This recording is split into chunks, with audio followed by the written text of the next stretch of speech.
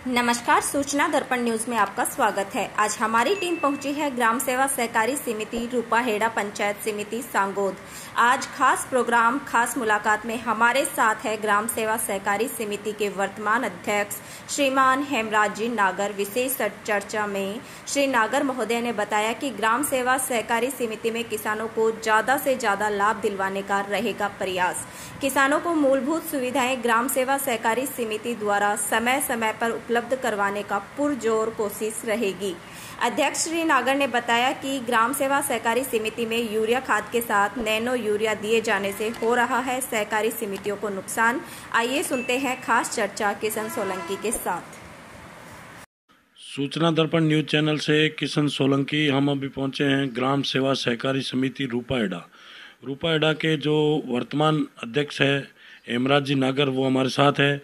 उनसे बातचीत करेंगे जैसे ग्राम सेवा सहकारी समिति रूपाहेड़ा की कैसी स्थिति है, पहले कैसी स्थिति थी ग्राम सेवा सहकारी समिति की, और आज इनको अध्यक्ष बनाने के बाद में इन्होंने कैसे किसानों को लाभ दिलवाया है एसटी ऋण का, और किसानों के हित में क्या क्या काम करवाए हैं समिति में।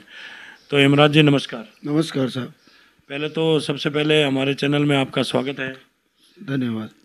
और सबसे पहले चेयरमैन साहब आप ये बताइए कि एक राजनीतिक परिचय बताइए अपना। सबसे पहले तो मैं बालूहेड़ा सोसाइटी में 11 साल तक मेंबर रहा हूँ जी, और उसके बाद हमारी सोसाइटी अलग होने के बाद किसानों ने मौका दिया मुझे, और अध्यक्ष पद पे मैं अभी वर्तमान में हूँ जी। हाँ। तो चेयरमैन साहब आपको यहाँ के किसानों ने आप पे विश्वास जताया है और आपको इस पद के लायक समझा, और आप यहाँ आज बालूहेड़ा जो रूपाहेड़ा जो ग्राम सेवा सहकारी समिति है उसके अंदर आप अध्यक्ष पद पे हैं। तो आपके अध्यक्ष बनने के बाद में आपने एसटी ऋण में लोगों को तक जोड़ा है, क्या फ़ायदा दिलवाया है? खाद बीज की बात करें तो उसमें क्या फ़ायदा दिलवाया है? खाद बीज समय पे आ रहा है कि नहीं आ रहा है?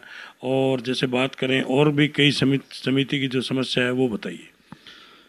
खाद का मामला है तो खाद में तो नैनो यूरिया लगाते हैं साहब, तो कम लेते हैं, किसान लेते हैं नहीं, वो ख़राब हो जाता है। बिल्कुल। तो सोसाइटी उसी तो लॉस में जा रही है। बिल्कुल। और समय पे खाद भी नहीं आ रहा बरोबर जी, डीएपी भी नहीं आ रहा और यूरिया भी नहीं आ रहा जी। और हम ऊपर भी फ़ोन करते हैं बार बार ही, बिल्कुल। पर कोई सुनाई नहीं करता है। और करते हैं तो फिर वो नैनो डालते हैं 4-5 पेटी एक गाड़ी के साथ, जी। तो किसान उसको ले नहीं पाते, वो बहुत महंगा पड़ रहा है, तो बाजार से खरीदते हैं फिर। जी, जी। और सोसाइटी में मैंने कम से कम 200 नए किसान जोड़े मैं अध्यक्ष बनने के बाद। उनको मैंने नई सोसाइटी बनवाई है। बिल्कुल। और जो जिसकी मृत्यु होती है अचानक, उनका भी वो क्लेम करवा चुका हूँ मैं, 10 पास करवा चुका हूँ। और जो चल रहे पेंडिंग 4-5 वो फाइल ऊपर भेज रखी है, वो भी हो जाएंगी।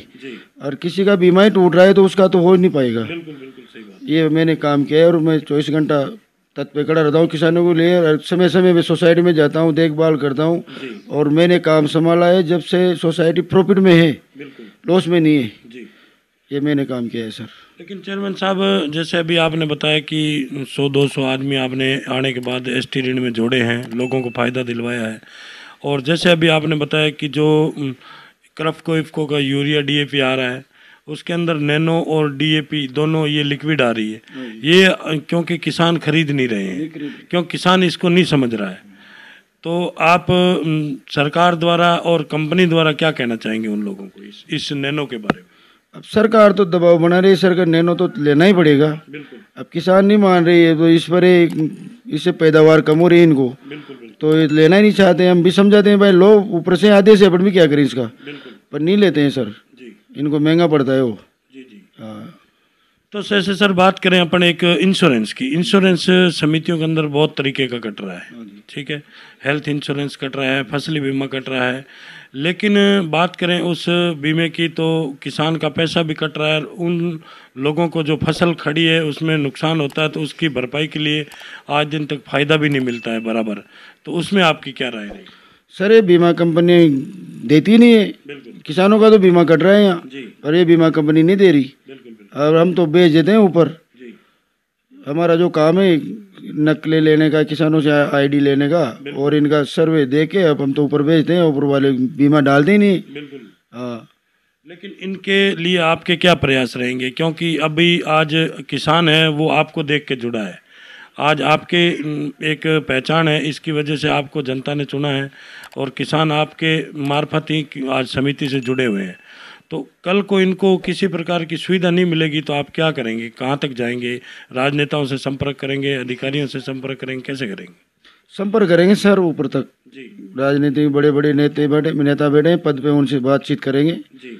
मुद्दा उठाएंगे वहाँ जाके। बिल्कुल। और फिर आगे वो क्या करते हैं, बिल्कुल। धरना प्रदर्शन करेंगे जी। किसानों को फायदा दिलाने के लिए। और मैंने ये काम और किया है, जमीन सोसाइटी के नाम 1 बीघा जमीन अलॉट करवा दी डायरेक्टली गवर्नमेंट से। पहले सोसाइटी के पास जमीन भी कम थी। जी। तो ये मैंने तो वो पंचायत स्तर से करवाई, ग्राम पंचायत स्तर पे जिला कलेक्टर के पास भेज दी। जिला कलेक्टर ने निःशुल्क, तहसीलदार जी ने रजिस्ट्री कर दी सोसाइटी के नाम डायरेक्टली।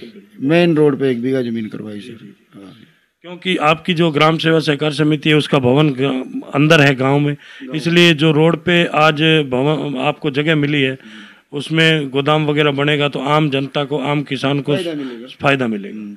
तो इसके अंदर जो भवन है, जैसे चेयरमैन साहब अपन एक बात करते हैं कि आज यहाँ से जो राजनेता आप धरातल से चुन के भेजते हो, चाहे MP ले लो, MLA ले लो, जिला परिषद ले लो, किसी को भी ले लो, क्या आज आपको 1 बीघा जगह जो आवंटित करवाई आपने समिति के नाम से, तो उसके अंदर अगर कल को भवन वगैरह की जरूरत पड़ी तो किसी राजनेताओं के पास जाएंगे, या जैसे आज कई समितियों में हमने देखा है लोन ले लेके भवन बना रखे हैं, आज कर्जे के तले दबी हुई चल रही है, तो वैसी कंडीशन रहेगी, बताओ कैसे करेंगे? सर मैं बिरला जी के पास भी पहुंच गया, वहाँ भी मैंने दे दी। हमारे MD साहब हैं उनको भी मैंने लिख के दे दी। बिल्कुल। और ऊर्जा मंत्री हीरा लाल जी नागर है उनको भी दे दी। उन्होंने आश्वासन दे रखा है भाई महीने 2 महीने में तुम्हारा काम हो जाएगा। जी। तो हम इंतजार करें, नहीं करेंगे तो फिर बोलेंगे, फिर जाएंगे उनके पास, उनसे घर पे मिलेंगे। तो हमारी कोशिश तो यही है भाई गवर्नमेंट से पैसा आ जाए तो अच्छा काम हो जाए, बाउंड्री वाल हो जाए, गोदाम बन जाए तो किसानों को सुविधा मिलेगी। वो पुराना गोदाम है, छोटा गोदाम है, पानी टपकता है उसमें, तो खाद बीज सब खराब होता है, तो हर साल उसकी थोड़ी रिपेयर करवाते हैं, क्या करें। बिल्कुल। और सर जैसे बात करें एक समर्थक मूल्य की, आज तक बहुत सारी ग्राम सेवा सहकार समितियां उनमें खरीद चल रही है, तो आपने क्या खरीद स्टार्ट की अपनी ग्राम सेवा सहकार समिति के तहत? सर हमने 3 तारीख से खरीद स्टार्ट कर दी। ये 5-7 दिन में 10,000 कट्टे तोल चुके हैं हम। बिल्कुल। हाँ, और अभी भी खरीद चालू है हमारी। बिल्कुल। और बढ़िया काम चल रहा है, माल आ रहा है बहुत किसानों का। जी। हाँ। तो क्या चेयरमैन साहब आप आज वहाँ आपके जो सहायक है, व्यवस्थापक है, वो मौके पे हैं, क्या आप वहाँ जाके निरीक्षण करते हैं, उनका देख रेख कर रहे हो? सर दिन में कम से कम 3 बार मैं भी जाता हूँ, और हमारा व्यवस्थापक सह व्यवस्थापक दोनों आदमी वहाँ, हमारा चपड़ासी सब पानी वानी की सबकी व्यवस्था करेगी, पंखे उनके, किसानों को कोई परेशानी नहीं है। बिल्कुल। हम 24 घंटा उनके किसानों के लिए वहाँ खड़े रहते हैं सर। जी। हाँ जी, बहुत ही अच्छा। तो ये थी हमारी जो खास मुलाकात जैसे चेयरमैन साहब से, हेमराज जी नागर से, जो रूपाहेड़ा ग्राम सेवा सहकार समिति के अध्यक्ष है। तो जैसे चेयरमैन साहब एक और बात करते हैं अपन, एक सवाल रह गया मेरा कि जैसे आज ग्राम सेवा सहकार समितियां हैं, इनके अंदर आपके किसान जुड़े हुए हैं, किसानों ने आपसे लोन ले रखा है, लेकिन इसकी जो हिस्सा राशि कटती है वो CCB के अंदर पड़ी है, क्योंकि कई जगह हमने देखा है, क्योंकि व्यवस्थापकों की बात करें तो और समिति की बात करें तो उनके अंदर किसी प्रकार का फंड नहीं है, क्योंकि वो सैलरी भी नहीं मिल रही है और खाद बीज भी नहीं ला सकते हैं। तो वो पैसा हालांकि समिति खाते में होना चाहिए, वो CCB में पड़ा, उसके बारे में आप क्या कहेंगे? सर हमने CCB वालों से भी बोल दिया, हमारा भी, हमसे भी उन्होंने जो हिस्सा राशि है वो हमारी किसान मामोर में गए इधर से, तो हमने भी 16 लाख रुपए उनको डाला है। और हमारे को लेना है 8 लाख ऊपर कुछ पैसा है बालोड़ा से, तो साल भर हो गया हमारे नहीं डाल रहे वो। तो हमारी तो सोसाइटी लॉस में जाएगी, जो है हम आगे काम कहीं से बढ़ाएंगे। तो हम MD साहब से भी बात करी है, तो उन्होंने आश्वासन दे रखा है कि मैं डलवा रहा हूँ। अब आगे वो क्या करते हैं फिर बोलेंगे उनसे।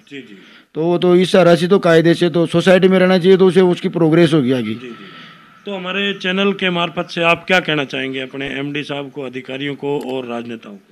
हम तो यही कहना चाहते हैं कि भाई ये हिस्सा राशि अपने सोसाइटी में रहना चाहिए, तो इससे आगे काम बढ़ाएगी सोसाइटी, कुछ न कुछ बिजनेस करेगी उससे। पैसा ही नहीं रहेगा तो बिजनेस कहाँ से करेगी सोसाइटी, यही हम कहना चाहते हैं उनसे। बहुत ही अच्छा। तो ये थी हमारी खास मुलाकात रूपाहेड़ा ग्राम सेवा सहकार समिति के जो अध्यक्ष है हेमराज जी नागर, उनसे। सूचना दर्पण न्यूज़ चैनल के अंदर जो इन्होंने हमें समय दिया उसके लिए बहुत बहुत धन्यवाद साहब। धन्यवाद साहब, धन्यवाद।